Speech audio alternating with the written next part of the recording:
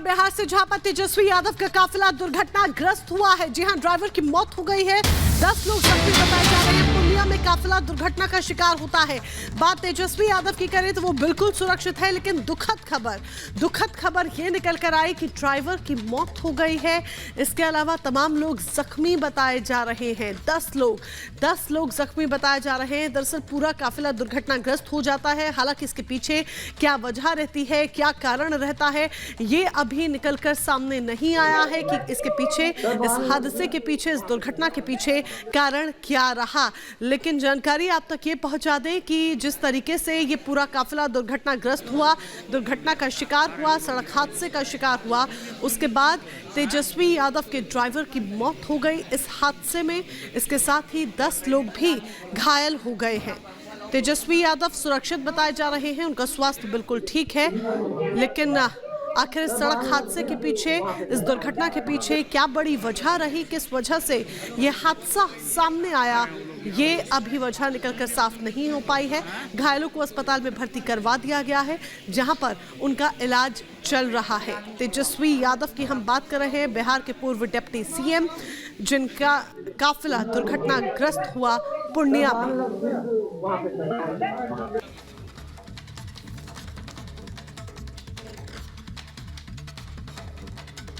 और आगे बढ़ेंगे। भड़काऊ भाईजान ओवैसी के भड़काऊ बयानों का सिलसिला लगातार जारी है। व्यास जी के तहखाने में पूजा जारी रखने के हाईकोर्ट के फैसले के बाद ओवैसी ने सोशल मीडिया पर वीडियो पोस्ट कर कहा है कि एक मस्जिद खो दी, दूसरी नहीं खोने देंगे। रिपोर्ट देखिए।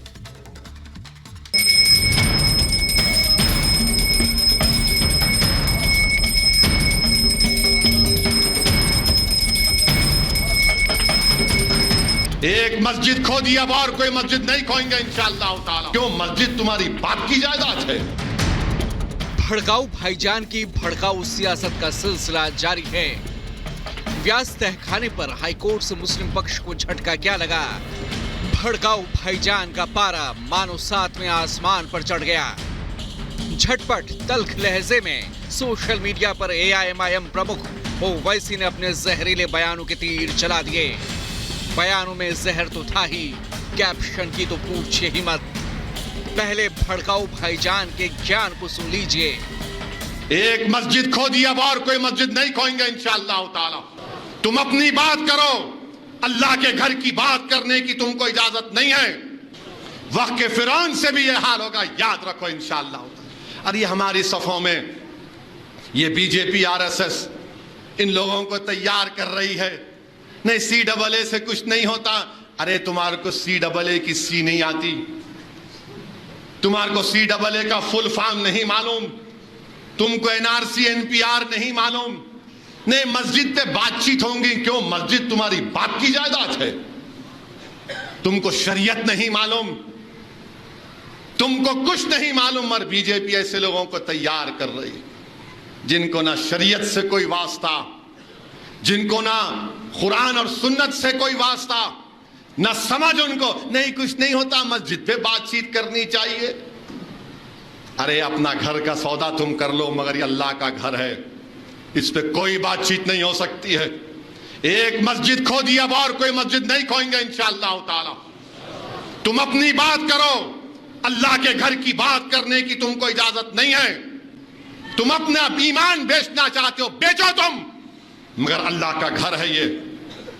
तुमको कोई हक नहीं दिया कि कोई किसी मस्जिद के बारे में बात कर सके। और हमारी जिम्मेदारी है, हम मुसलमानों की जिम्मेदारी है कि हम मस्जिद को आबाद रखें। कौन कह रहा है? अल्लाह किससे कह रहा है कि मस्जिदों को आबाद रखो?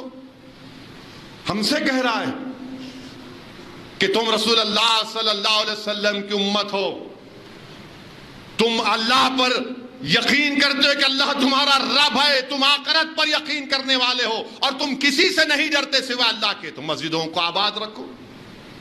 मेरे भाई, मस्जिदों को आबाद रखिए। मैं बार बार कह रहा हूं, ये हमारे मुखालिफीन मजलिस ये कहते हैं कि असदुद्दीन जज्बात में लाने के लिए कह रहा है, वोट हासिल करने के लिए कह रहा है। मेरे दिल का हाल तो अल्लाह जानता है।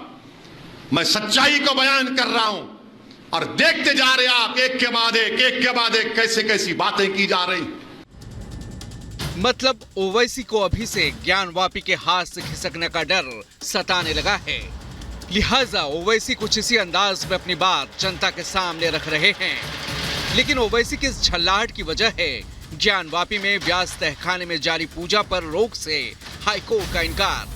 कल उच्च न्यायालय ने वाराणसी जिला अदालत के फैसले को चुनौती देने वाली ज्ञानवापी मस्जिद समिति की अपील खारिज कर दी। इलाहाबाद हाईकोर्ट ने जो अंजुमन इंतजामिया की दोनों याचिकाएं थी, फर्स्ट अपील फ्रॉम ऑर्डर, जिसमें उन्होंने 17 जनवरी के ऑर्डर को चैलेंज किया था और 31 जनवरी के ऑर्डर को चैलेंज किया था, दोनों याचिकाएं माननीय इलाहाबाद हाईकोर्ट ने डिसमिस कर दी हैं।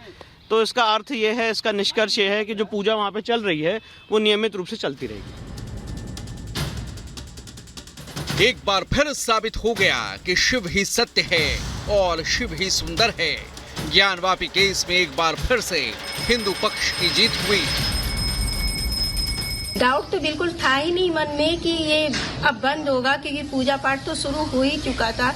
93 तक तो हुआ ही था और फिर बीच में बंद कर दिया गया था प्रशासन द्वारा ही। वो पूजा एकाएक बंद किया गया था, अब शुरू हो गया है तो अपार खुशी हो रही है। और ये जीत मैं कहूँगी सारे सनातनियों की जीत है, सभी हिंदुओं की जीत है कि बहुत बड़ा फैसला आया है ताकि हम लोग मतलब पूजा कर सकें। बहुत खुशी हो रही है, बहुत मतलब अच्छा लग रहा है। सारे सनातनियों को मतलब इसमें मतलब उनको पूजा का अधिकार मिल गया है, बहुत खुशी है। इलाहाबाद हाईकोर्ट से झटका लगने के बाद माना जा रहा है कि अंजुमन इंतजामिया कमेटी फैसले को सुप्रीम कोर्ट में चैलेंज करेगी और इसे लेकर हिंदू पक्ष ने भी पूरी तैयारी कर ली है।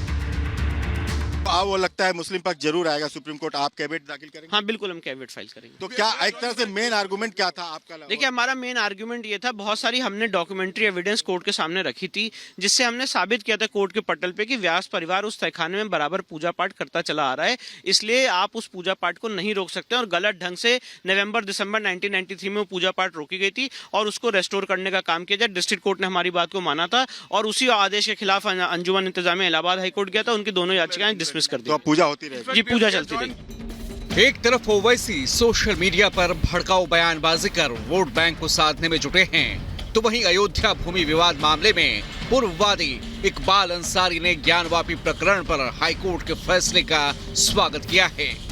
इकबाल अंसारी ने कहा कि सरकार किसी की भी हो, कानून सबके लिए समान है। कोर्ट के फैसले का सभी को सम्मान करना चाहिए। अगर कोर्ट ने फैसला किया है तो जितने भी हमारे देश के लोग हैं सभी सम्मान करें। सम्मान, कोर्ट का सम्मान सबको करना चाहिए, क्योंकि देश का जो कानून है वो हमारे देश के लिए ही बना है। देश के हिंदू हो, मुस्लिम हो, सिख, ईसाई सभी के लिए बना हुआ है। कोर्ट का लोग सम्मान करें, चाहे वो किसी के घर का हो, चाहे वो मस्जिद का हो, चाहे वो मंदिर का हो या गुरुद्वारे का हो। वहीं अब हाईकोर्ट के फैसले के बाद सबकी नजरें इस बात पर टिकी है कि मुस्लिम पक्ष सुप्रीम कोर्ट का दरवाजा खटखटाता है या फिर वहां भी अपनी बेतुकी दलील से मुंह की खाता है। Bureau report, Republic Bharat.